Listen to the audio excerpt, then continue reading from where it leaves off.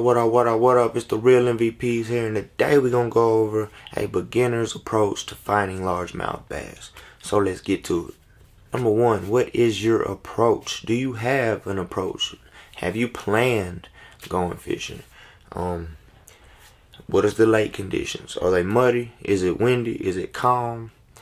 What is it? Is the water clear? Is it full of pollen? Is it full of mud? What is it? Do you know? Have you been there before? Is it pressured?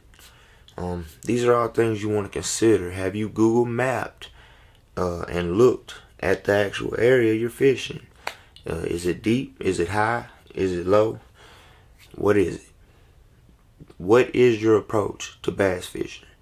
Don't overfish yourself. If it's grassy, why would you throw a football jig in the middle of some thick grass and expect to do well? You know, you got to throw something that can get in and out of the grass or on top of the grass. Wood or the rocks. These are things to consider. Do you need braid? You know, is the grass too thick to even throw a bait in? Are there any invasive species that you are having problems putting a bait in? These are things you have to consider. It's okay to start off how you want to and adjust from there. So, if you want to throw top water, if you want to throw a worm, you want to throw a swim jig, you want to throw a buzz bait, throw it. Throw it until your heart's content.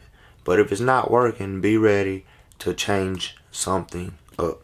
How do you change something up? How do you adjust? Are you throwing power? Are you throwing finesse? What needs to change? Is it the color? Is it the speed? Is it the bait itself?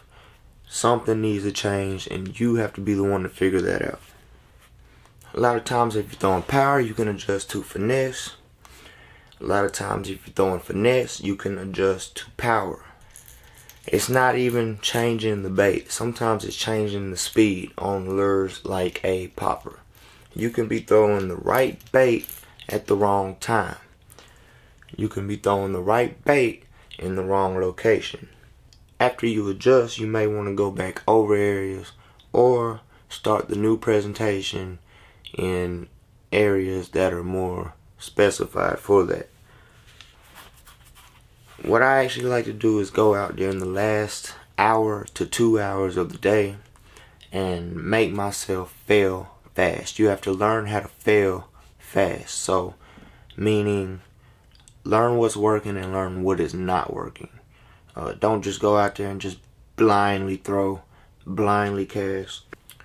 So what I like to do is go out in the last hour to 2 hours of the day, and it allows me to learn how to fail fast. So meaning learn what's working, what's not. I have to make quick adjustments because I don't have a lot of light left. So every now and then go out, give yourself an hour or two of the last little daylight, and just try to get better. Alright? History only works as a base, and it's not the final say of what you should be doing. So, use your history, but also use the conditions of that day. You know, you can go back to a place that you knew had fish, or that you know holds bait or fish or whatever. Use the history, but also use the conditions of what you see and what you're looking at of that day. Don't count baits out. You could always be using the right bait at the wrong time, as I previously stated. You have to understand the time of year as well. So what is the time of year? Is it spring? Is it fall? Is it summer? Is it winter? Spring and fall can be the fool's gold of bass fishing. They can almost be a give me at times because the fish are hungry. They're getting into that feeding mode. Summer and winter time, you can almost question your ability as a bass angler. As a bass angler, you can almost question your ability. So spring or summer and winter time, it slows down. Fish move around, they bite different stuff, There's different patterns happening all across the lake. Some are deep, some are shallow. But just because that you threw that bait for 20 to 30 minutes does not mean that that bait is not working that day. Could be the wrong time. You could have to wait for wind, could have to wait for the evening, could have been a morning bite that you missed. These are all things you have to consider. So take this approach, run with it how you must. This is my approach. This is usually what I do. Go out, figure out what the lake is doing, throw what I want to. If they're not doing that, adjust from there. Power to finesse, finesse to power, change the color, change the speed, change the baits. Once you start figuring out the bites, one bite does not mean anything. 2 bites is starting to clue you in on what they might be doing.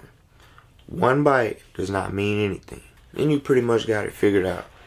But you have to use, they say don't go on history, but you can use history, but also use what you're looking at during that day.